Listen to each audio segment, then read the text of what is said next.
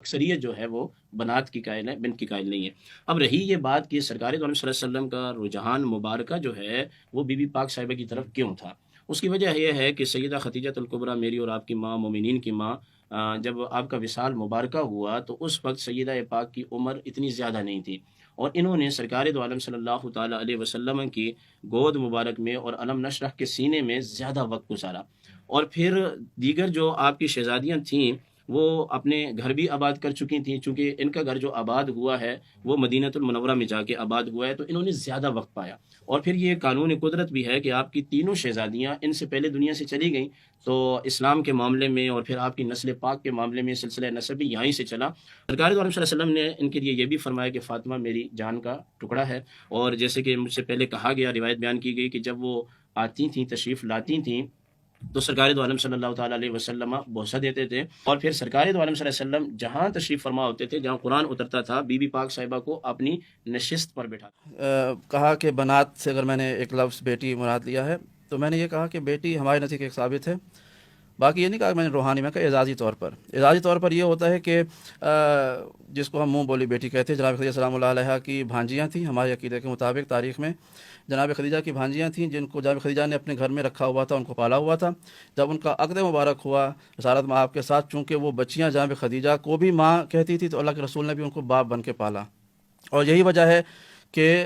جب ان کے عقد وغیرہ اس زمانے میں ہوئے، اور ابھی مفتی صاحب نے خود ہی اپنے بات کی ایک تردید بھی کر دی کہ جناب سیدہ سلام اللہ علیہ کو، جو کہ ریکارڈنگ میں ہے تو ہم ظاہر ہے یہ تو نہیں کہہ سکتے کہ یہ جملہ ہم نے نہیں کہا، موجود ہے۔ مفتی صاحب نے فرمایا جناب سیدہ سلام اللہ علیہ کو یہ سارے فضائل اور مناقب صرف اس وجہ سے ملے چونکہ آپ رسول خدا کی صاحبزادی تھیں، تو تین اور بھی تھیں، تو ان کو سب کو یہ سب کچھ ملنا چاہیے تھا، وہ بھی جنت کی عورتوں کی سردار ہوتی، ان کے بارے میں بھی اٹھ کے استقبال کرتے، یہ سب کچھ ہوتا، کہیں نظر نہیں آتا۔ تو یا تو یہ مانے کہ وہ بیٹیاں نہیں تھیں، ایک ہی بیٹی تھی، یا یہ مانے کہ جتنے بھی فضائل تھے جناب زہرا سلام اللہ علیہ کے ذاتی فضائل تھے، اس وجہ سے نہیں تھے کہ نبی کی بیٹی ہے، بلکہ ان کی ذات اتنی معتبر اور مقدس تھی کہ رسالت مآب جیسا شخص بھی ان کا احترام کرتا تھا اور دنیا کو بتاتا تھا۔ تو یہ تو ماننا پڑے گا کہ وہ جو فضائل ہیں صرف اس نسبت سے نہیں ہے کہ وہ نبی کی بیٹی ہے، بلکہ ذات میں ہم نسبتوں کو صرف اس حد تک احترام کرتے ہیں کہ اگر جب اس شخص میں کوئی ذاتی کمال ہو، جیسا بھی آپ ان سے پوچھ رہے تھے کہ سید کے حوالے سے کہ یہ شرط ہے کہ آپ وہ سید العقیدہ ہو یا نہیں ہوگا، نسبت ہے نا، رسول خدا کی نسل میں سے ہیں تو سید ہیں۔ تو اگر ایک شخص میں ہمارے ہاں تاریخ میں ایسا ملتا ہے، انبیاء کے بیٹے ہیں، قرآن مجید میں موجود ہے، انبیاء کے بیٹے تھے، نسب کے شیعہ میں سب قائل ہے، قرآن کہہ رہا ہے بیٹا تھا، جب ہٹ گیا تو ہٹ گیا، تو نسبت سے کوئی فضیلت قائم نہیں ہوتی، نسبت کا احترام ہوتا ہے، فضائل منتقل نہیں ہوتے، فضائل انسان خود کسب کرتا ہے۔ میرے والد صاحب مجتہد ہے، میں مجتہد نہیں ہوں، اس کا مطلب یہ تھوڑی ہے کہ چونکہ مجتہد ہے تو مجتہد ہی ہوں گا، ایسا نہیں ہے۔ نسبت ہاں میرا احترام کرتے ہیں ان کے دوست، کیونکہ میں ان کے دوست کا بیٹا ہوں، لیکن وہ مجھے ان کی مسجد پر بٹھا دیں کیونکہ میں بیٹا ہوں، ایسا نہیں ہوگا انلیس کہ میں اس کیپیبلٹی خود اس کا جو ہے وہ حامل ہوں گا۔ جو جملہ کہا تھا بنات کے حوالے سے جو میرا عقیدہ ہے، اور انہوں نے صاحب نے فرمایا مفتی صاحب نے کہ ہم نے کل ازواج و بنات کا، جو لفظ بنات ہے وہ جمع ہے بنت کی، یہ ایک سے زیادہ بیٹیوں کے لیے نافذ ہوتا ہے۔ تو یہ تو پھر بڑی مشکل بات ہو جائے گی اگر ہم اس الفاظ کے لفظی معنوں پر جائیں گے، تو مفتی صاحب تو خدا کو بھی ایک ثابت نہیں کر پائیں گے۔ انا انزلناہ فی لیلۃ القدر، جمع کا صیغہ ہے، انا بھی اور انزلنا بھی، ہم نے نازل کیا، ایک سے زیادہ بنتا ہے۔ اب کوئی بھی مشرک کو کہے گا بھائی آپ تو کہہ رہے ہیں کہ اللہ ایک ہے، اور یہاں پہ خدا کہہ رہا ہے کہ ہم نے نازل کیا، انا نحن نزلنا الذکر، ہم نے اس ذکر کو نازل کیا، وانا لہ لحافظون، اور ہم ہی حفاظت کرنے والے ہیں، یہ سب جمع کے صیغے ہیں۔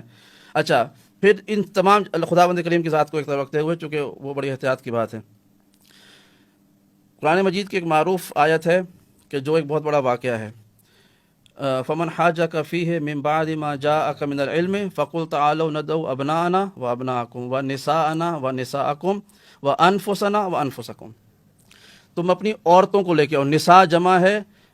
جمع کا صیغہ ہے جس میں عورتوں کا استعمال ہوتا ہے، کتنی عورتیں گئی تھیں؟ ایک گئی تھی۔ انفسنا جمع کا صیغہ ہے نفس کے لیے، کتنے نفس گئے تھے؟ ایک گیا تھا۔ اس کا مطلب یہ ہے قرآن کا ترجمہ کرنے سے پہلے ہمیں فصاحت اور بلاغت کا علم ہونا چاہیے۔ عربی زبان کا میری ذاتی رائے ہے، اور میرے علماء جو بزرگوں سے ہمیں سیکھا ہے یہ ان کی روشنی میں ہے، قرآن کا ترجمہ شخص وہ اہل ہے ترجمہ کرنے کا کہ جو بہت سارے علوم پہ پہلے دسترس رکھتا ہو، اس میں علم فصاحت و بلاغت شامل ہے۔ ہمیں اگر قرآن کا مزاج ہی نہیں پتہ ہوگا کہ پروردگار اپنے کبریائی لہجے میں کب بات کرتا ہے، نبی سے کس لہجے میں بات کرتا ہے، عوام سے کیا بات کرتا ہے، ترجمہ کرنا تو بیکار ہے۔ اگر ہم نے صرف بنات ایک لفظ کو دلیل بنانا ہے تو پھر تو توحید بھی آپ کی مشکل میں پڑ جائے گی، پھر تو مباہلے کا واقعہ بھی مشکل میں پڑ جائے گا، پھر تو بہت سارے معاملات خراب ہو جائیں گے۔